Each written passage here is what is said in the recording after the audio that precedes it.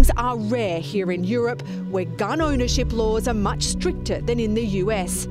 That only makes this deadly rampage more shocking. As if you didn't have enough proof that restrictive gun laws do not save lives, German police sealed off the area and armed officers stormed the building.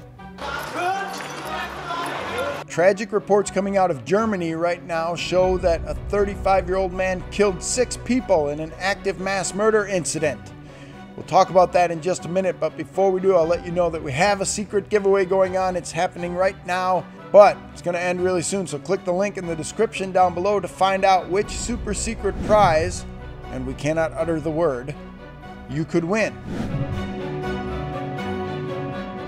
Okay, so you've heard the news stories. A tragic shooting in Germany.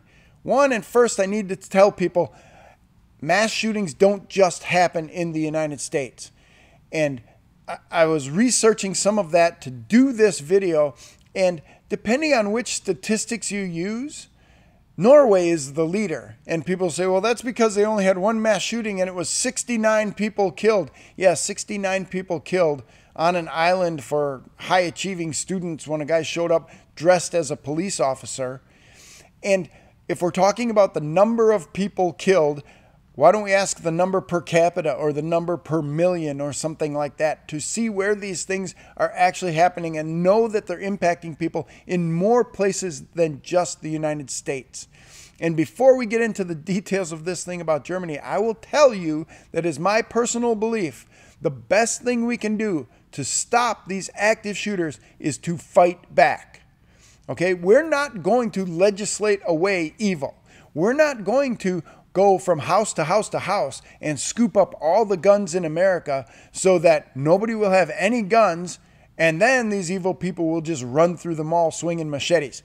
That's what's going to happen if we try to take away all the guns. Also, there'll probably be some civil unrest as police go from house to house to try to confiscate guns in America. That's the only way they're going to get them. So back to this thing in Germany. 35-year-old guy killed 6 people despite Germany's incredibly restrictive gun laws. German officials say the gunman had a sports shooting license to carry the pistol he used. Police also say they'd previously received an anonymous letter warning them that the shooter may have undiagnosed mental health issues. So they showed up and they wanted to double check that, one, he was okay, again, under the pretense of safety. Are you okay? Yeah, you look okay. So then they searched everything. They checked his gun registration. It was all in order. They checked the way he was required to store his guns and his ammunition. It was all in order, except the German perchance for making really good reports showed one projectile. One bullet was out of place, and he was immediately instructed to return that bullet to its safe. Then they went about their merry way, checked everything else. His gun registration was in order, his licensing were in order, his safe storage was in order. Everything was fine, and they said, yep, you're okay, and they walked away. So the red flag law didn't do anything to prevent this crime. The Germans also have a very serious background check program going on, and you must pass a background check that includes extremist affiliations, making sure that you're not a member of any group that they don't like over there in Germany, criminal background check, mental health background check, and addiction records to make sure that you're not addicted to any illegal substance or even alcohol. So they found that this guy had no predetermining factors that would prevent him from owning a gun. He was not what we in the United States would call a prohibited possessor.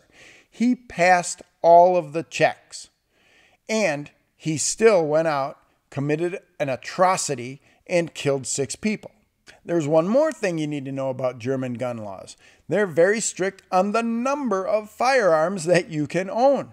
Germany limits the number of guns that you can have on your gun license, and it allows 1 gun per license, and you got to get a separate license for every gun that you own. And if you want to get a hunting license, you actually have to take a test that shows you are proficient in shooting to make sure that you can kill the animal quickly and cleanly. And there's no such thing as public hunting in Europe, and specifically Germany. You're out there on private land with the Jägermeister, the hunt master, who's your guide out there hunting with you.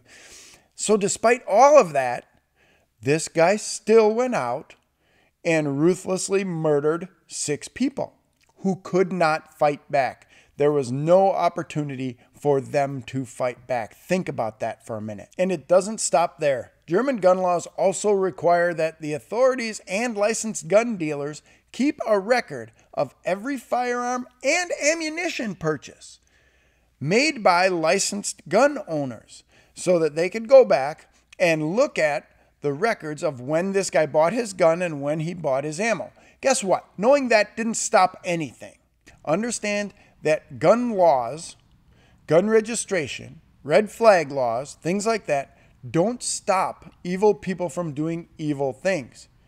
All the German authorities were able to do was go back and look at the records of his ammunition purchases and say, yep, he bought ammunition. Okay, that didn't stop the crime. So these gun laws that are being pushed in the United States, they're being pushed on honest, law-abiding citizens. They're not going to stop the crime. We have to do other things to stop the crime. Restricting firearms won't do it. Restricting firearms will just stop us from being able to defend ourselves when we really need to. Want to know the 3 biggest mistakes when carrying a handgun? Then click on the video next to me to reveal all 3 mistakes. Mistake number 2 may shock you. Everybody has their own cardinal rules for what they're going to do when they're carrying a gun. But right now, I'm going to give you 3 things that you must never do